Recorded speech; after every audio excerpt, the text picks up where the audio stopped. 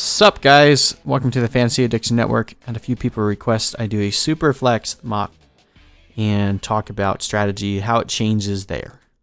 So reviewing ADP, obviously things will probably be different if you guys do a home league in Superflex. You got to know your league. And essentially the way that my strategy pivots is I'm still looking to load up on running back early, and my hope is that I can at least nab 2, if not 3, of the quarterbacks that I like in the later tiers. I'm not really going after anyone in those first couple rounds. I just don't really see the value there. I'd rather have 3 quarterbacks that I can play based off of matchups and have a couple strong running backs early on. But again, you have to play your league. So if everybody's going quarterback, you can still start 2 or 3 running backs and then pivot back. But at some point, you're going to have to grab quarterbacks. You don't want to wait too long. So actually, I haven't done one of these yet. Let's do the 9 spot. Just feels right. And let's start it. So let's see what this looks like when we do a Superflex. So we see Lamar Jackson, Patrick Mahomes go in the first 3 picks. That seems pretty normal. And then we come back. Michael Thomas is gone. The first 5 running backs there. So again, as I was saying, I'm not really looking to take a quarterback at this spot by any means. Much rather take a running back. I like Derrick Henry here. Also like Miles Sanders. We'll take Derrick Henry for his potential upside. So we see a run of quarterbacks go immediately after. But this is very nice because then we can come back and we still have a really good selection of running backs here. Miles Sanders is my guy this year. So we start with Derrick Henry, Miles Sanders. Now, again, got to play your league. So if at this point all the quarterbacks are going off the board, you start panicking a little bit, you might want to take a quarterback in the 3rd slot, but right now it seems like it's actually going decently slow. We're peering into our 3rd tier of quarterbacks, but Tom Brady's still there, Matt Ryan is still there, Drew Brees is still there. Drew Brees is gone, so correct the record on that. But Matt Ryan's still there, Matthew Stafford's still there, Josh Allen, who I don't really care for, but he's still there as well. So just reading the room and seeing that these guys already have a quarterback, I'm still going to stick with skill position players here. And let's take a look at what we got. So Travis Kelce is gone. George Kittle gone as well. Oh, wait. George Kittle is not gone. Okay. That's interesting. I think Superflex definitely makes it a lot harder for you to grab that early tight end. So even though George Kittle is here, I feel like wide receiver is going to get decently thin. DJ Moore gone. I'm not paying any attention to what's going on here. DJ Moore is not gone. I don't know why DJ Moore is ranked so low down here, but I'm sticking with my board. So we're going to take DJ Moore. And then let's see what happens here. So another quarterback goes off the board, and Josh Allen. I'm hoping, yes. Ooh, Kenyon Drake was there too. I didn't even notice that. So as you can tell, there's a lot more value. Oh my gosh.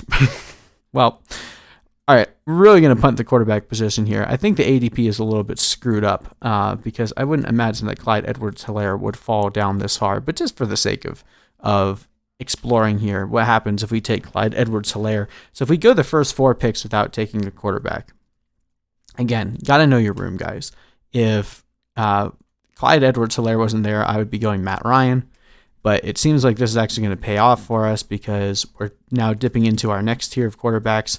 And Cam Newton is still there. So we're going to take Cam Newton here. Man, this ADP is kind of messed up. So I feel like this is only somewhat helpful for you guys. Got to be able to have good ADP for these mock drafts to really mean much of anything for you. But still happy with getting Cam Newton as my QB1. There's still some decent wide receivers here. Just based on how this draft is going, I want to get my other quarterback here, but let's see what we got at wide receiver first. So ridiculous core of running backs with Derrick Henry, Miles Sanders, and Clyde Edwards-Helaire. Absolutely love DJ Moore. We're still looking at guys like Terry McLaurin, Michael Gallup, AJ Green.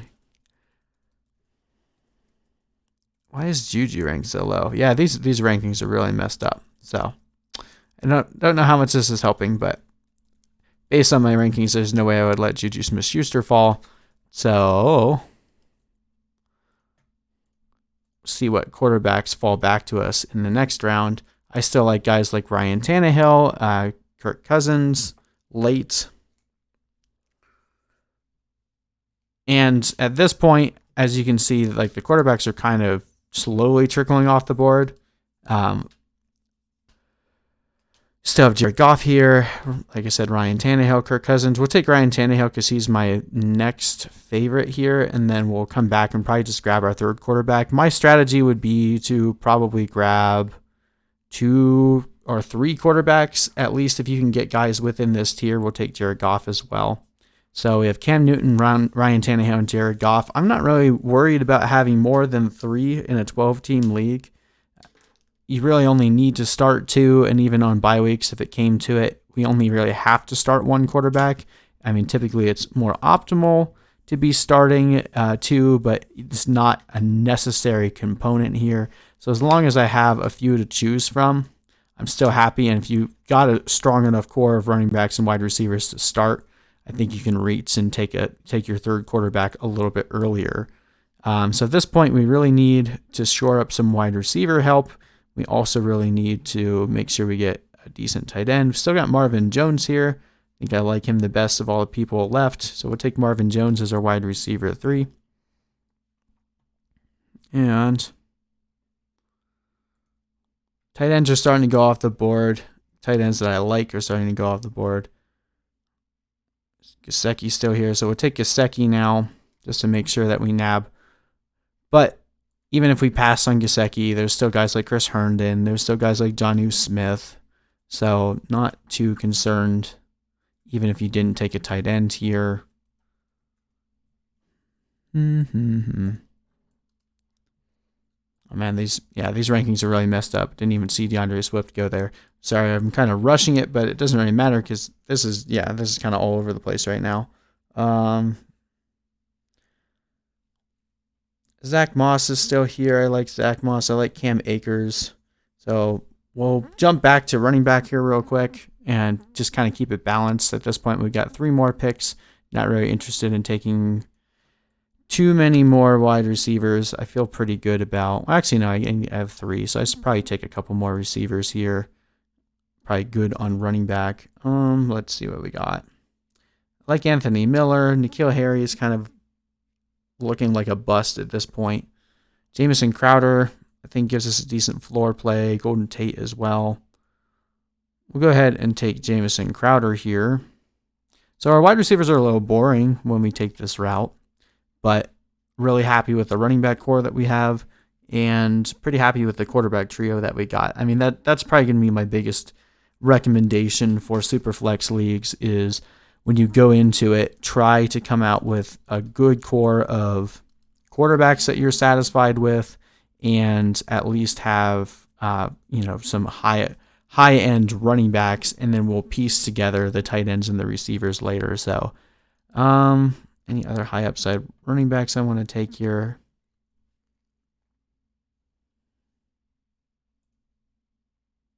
Boston. We can take Boston Scott. We'll handcuff our Miles Sanders in case that injury is a little bit more severe than they're letting on. So that rounds it out for us.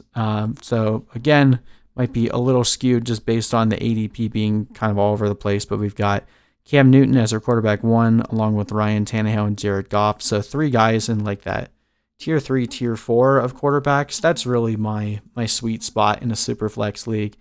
I try to get Matt Ryan around the 4th round typically, but just based on the way that the draft was being structured here and people weren't going as heavy at quarterback, I figured I could wait until the 5th round for Cam Newton.